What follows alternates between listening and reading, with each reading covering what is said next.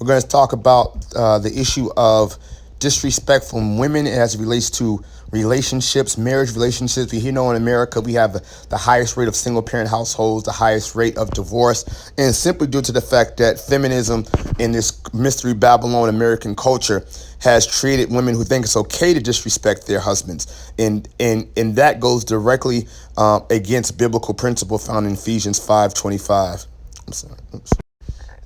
The mystery Babylon, even culture of America, has created a system where women will not submit to their husband. Feminism teaches women that they need to be empowered, that they don't let any man control them. Right, but the Bible says something different, and we know that mystery Babylon has caused all the nations to drink the wine of their sexual immorality, basically meaning their evil ways. All the kings of the whole world has been corrupted by this. That's why in other countries like Iran, like Africa, like they don't even want people watching TV shows or watching reality TV and social media because they don't want their society destroyed, and family is the backbone of society. But you know, the women of this mystery Babylon are foolish, and they tear down their homes with their own hands because they refuse to be obedient and submit to a man. And that's why, and that it's just nothing but rebelliousness, and women need to know how to respect their men that God has placed in their lives and submit. They are the weaker body, they are the weaker vessel, and that's that. And this is something that no man should have to force his woman to. This is that something they do voluntarily, not only out of respect to the man, but out of respect for God, because it's God's commandment. All right, but we get into a situation where you got these women who you almost have to beat them and physically beat them to get them to act right. And it causes so much destruction upon men's lives. Men's going to jail because they had to physically correct a rebellious woman who just would not stop. So much destruction caused because women they just can't control them, that evil in their heart. And, again, this world will continue to make excuses for women and make it seem like the Bible is oppressive, but the Bible is freedom. All right. When you respect your man, when you submit to a man, you make your own life better. You make your family's life better. But we know the devil wants you to do exactly the opposite of God's best for your life. And it's just crazy. And people don't realize that feminism was created as a satanic religion. It's you got to pull up satanic feminism, read this book. And feminism is at the core Satan worship. Because again, you are being rebellious against God's order and wanting to do things according to your way, not God's way, but your way. And that is rebellion and witchcraft by its definition and in definition. And again, it's funny how Mystery Babylon, which has made all the nations drunk off the wine of their sexual immorality, which in this case means sin and rebellion, they try to just make this seem like it is such a viable option for women, but it's nothing but destruction to women, to society, and the families.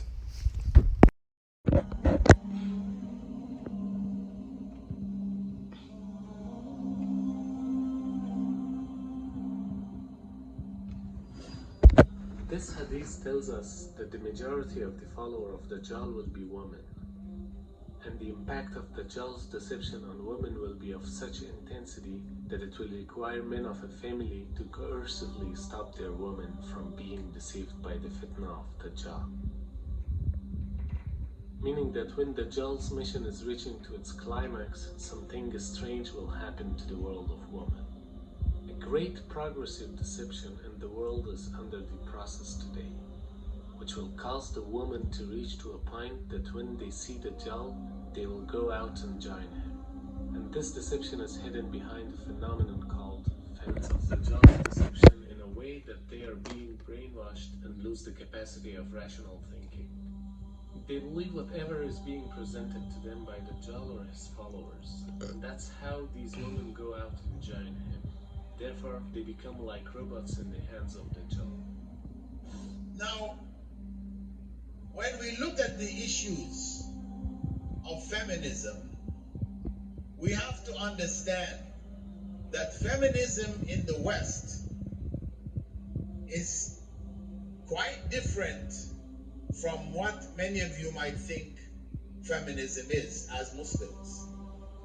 Because the background, the history which produced feminism in the West is different from the background for Muslims. There are some rights which Western feminism has introduced which are anti-family, which are really anti-femininity. We live in a world where that tells men to be like women and men and women to be like men. It's a complete backwards world system against what God intended. And if you believe, say that you're a believer in God and you support feminism, you believe in domestic violence, you believe in the Me Too movement, you believe in woman empowerment, black girl power, all this foolishness, you are of the devil. All right, there's no doubt about it. You are of the devil. I've personally had to deal with the consequences of rebellious, nasty, disrespectful women. I got 2 baby mamas, one son, one daughter, and a stepson. And they just both actually had no respect. They never saw their mom respect a man. They never saw men being respected. They watched the TV shows and reality TV. And that's why they're both struggling right now. They're both single moms with multiple kids, and their lives have been horrible. And their kids' lives are horrible simply because they don't know respect. And don't feel bad for these single mothers. They deserve what they get. They truly deserve all the bad that they get. If they want to do good, they simply had to obey God. So when don't they don't want to be successful. It's nothing that's not attractive to them. They want to be in control to fill up that rebellious evil in their heart. The feminists I know are some of the most mediocre and failure-ridden people that I've ever met. Both my baby mamas had all the potential in the world, but they just could not tolerate success because their heart was rebellious to the person that God put in their lives to help them be successful.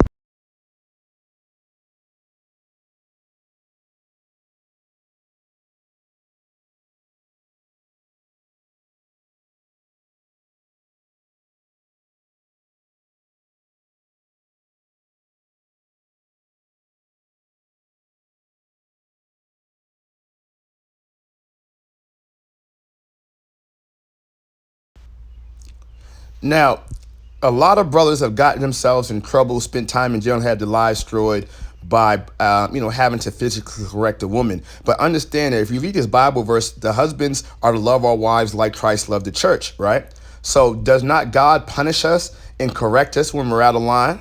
And sometimes we get so out of line, he has to allow something to happen in our lives that actually beats us down to get us to turn away from that evil. So if I got a rebellious wife and I have to put my hands on her, the evil world system should not come penalize me for doing what is God commanded me to do to correct that rebellious woman. Remember, it's the woman who fell for the original sin.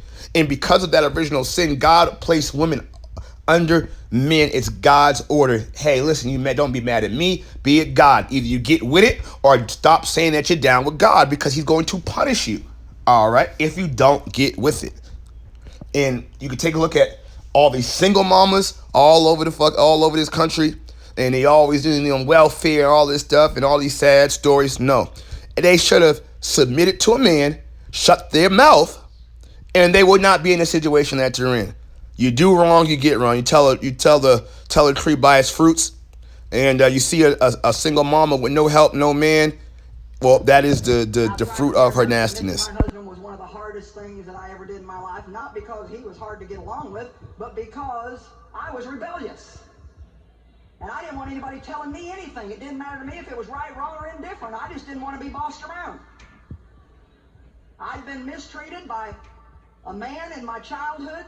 My father sexually abused me, and he was very mean and manipulative and controlling. And I made a covenant with myself. When I get out of here, nobody is ever going to tell me what to do again. And I promised myself that for years. And let me tell you, when I finally saw that was not the will of God, there were some things in this woman's flesh that had to be broken. Little things that Dave would ask me to do or not to do. And I would just go wild. You know what? The more rebellion you have in your flesh, the wilder you're going to act.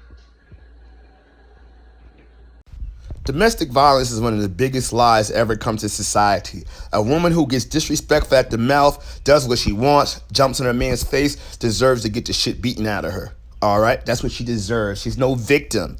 just what she asked for. I mean, I've been in a situation where I've begged a woman, stop, get out of my face, stop talking, stop disrespecting me. And I said, please, please, please. I gave them plenty of opportunity, and they chose not to, and they got what the fuck they deserved. Sorry for me swearing, but I'm righteously indignant because of these lies. Look at this post. She says, we have a conversation, at some point escalated, I asked him to leave. What makes a woman think that you could ask a man to leave his house? You don't have the right to tell him to do anything. Right. Bitch, if you had kept your mouth closed, it would not happen. Exactly. Women, you have the opportunity to shut your mouth before something happens that you don't want to happen. But if you choose to keep running your mouth, try to tell the man, the head of the house, what to do, then you get what you deserve. And then, you want to go and get in the newspaper and have these sad stories about it.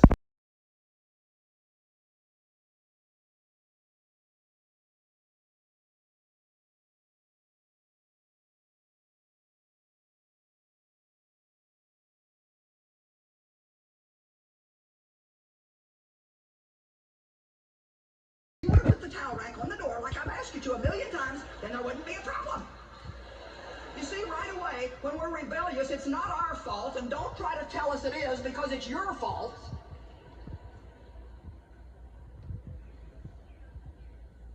Well, I just got mad, and he went on about his business. I'm moaning to God about crying out loud. You can't even take a shower in peace. I just wanted to have one cup of coffee and just be left alone, and there's just no end to it. He's always got to try to tell me what to do.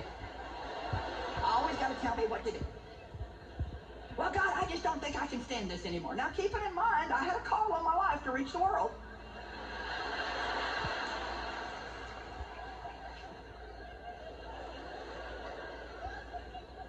And I had a little ministry, and can I tell you what? If I would have stayed in that condition, I would still have a little ministry. Man needs what? Admiration and respect. A woman needs what? Family commitment. These are needs. Now, a man doesn't want respect. He needs it. I'm going to give you something to write down as we close, and I want you ladies to write this down in capital letters. Here it is. A man does not need love. Very important. Nowhere in the Bible does it ever say a woman should love a man. It doesn't exist in Scripture. Because a man does not need love. Why? Because a man needs respect. Write that down. A man interprets respect as love. When a woman tells you she loves you, it doesn't mean anything to you. Think about it. But when she respects you, you know she loves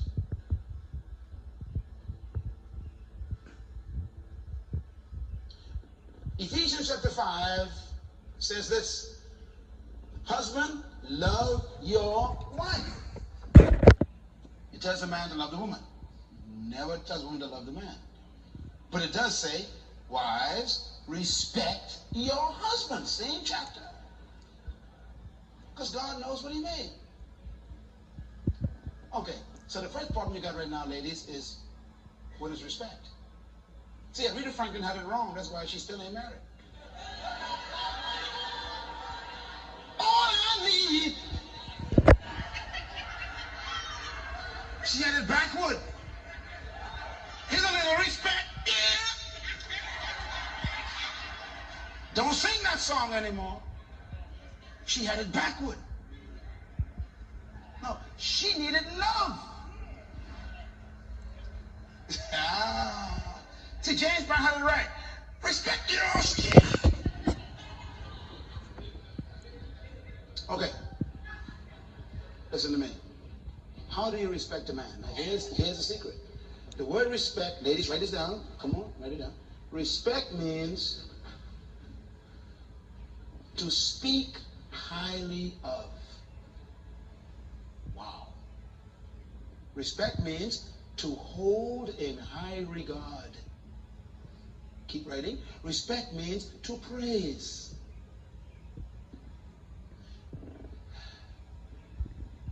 The average man in this room gets zero praise.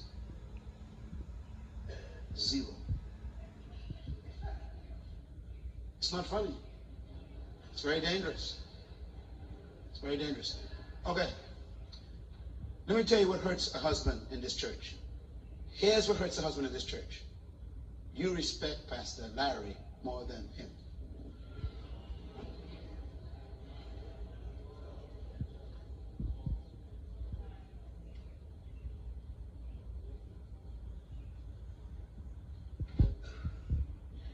You are not married to your pastor.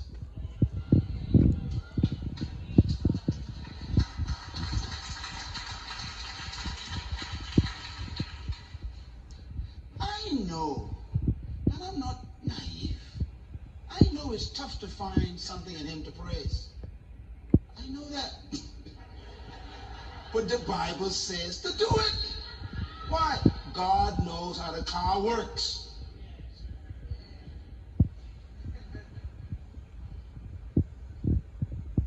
A lady came to me years ago. She's in our church now. Her and her husband, one of our deacons and elders. When they first came, she was coming to church by herself for years. And I kept noticing she kept coming to church. Husband wouldn't come to church. I asked her one day, I said, where's your husband? He's home. I said, why don't I see him? He said he didn't believe in God. He never come to church. He said he ain't to church. I said, why? He said, man, church is for pastors. That thing hit me hard.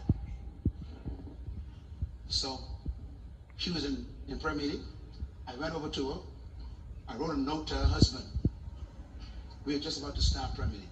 I wrote a note to her husband. I said, sir, I apologize for keeping your wife away from you. I'm sending your wife home because you are her priority. I signed it. I said, go home now. Go away from prayer meeting. Your husband is more important than prayer meeting. Go home. Just to the ladies about male emasculation.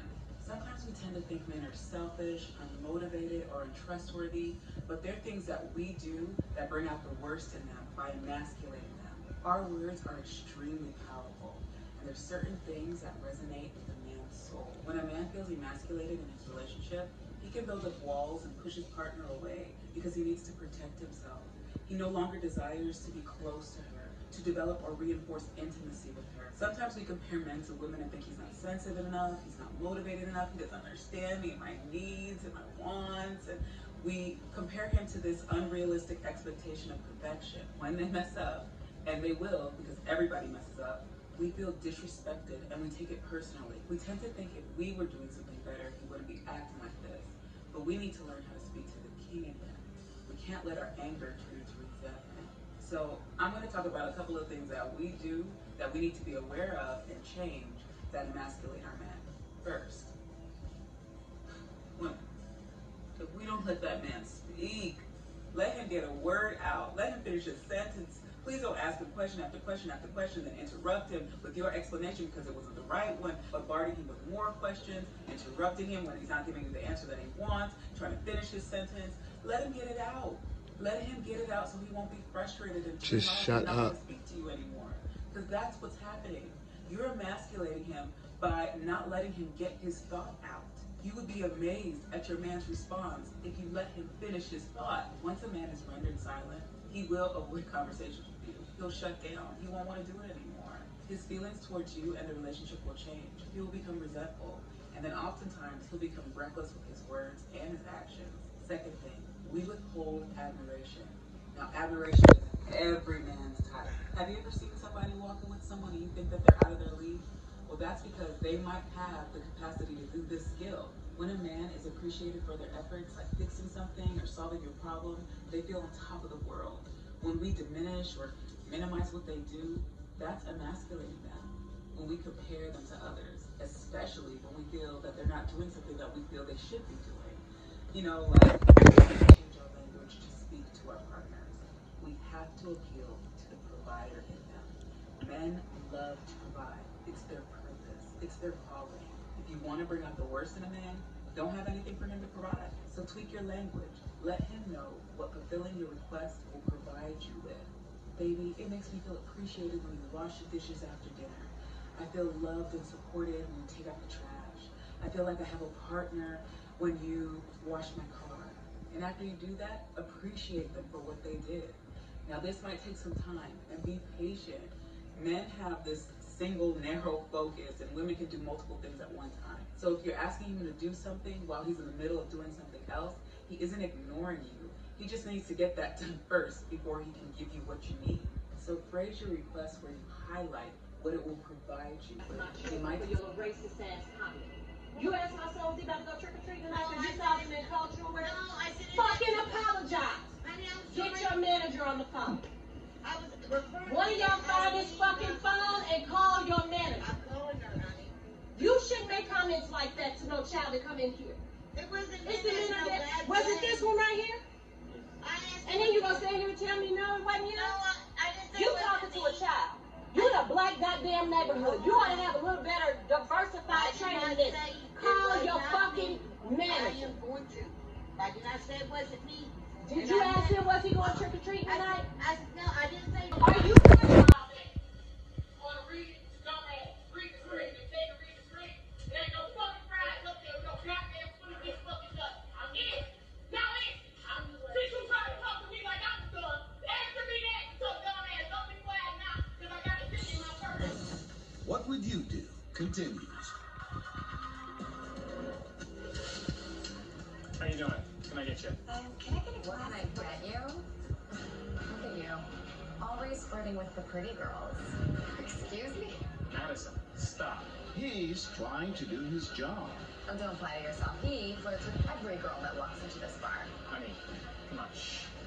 I'm working. But his girlfriend is making it her job to keep watch over him. Don't mind her. Don't mind me? Nice. Yes, doesn't this look delicious? Here's one for you. Thank you very much. One for you. Thank you. One for me. And an extra slice for my birthday boy. Thanks, Mom, but why do we always have to share one plate of food? Can't we get some more? I'm sorry. This is all I can afford. Today,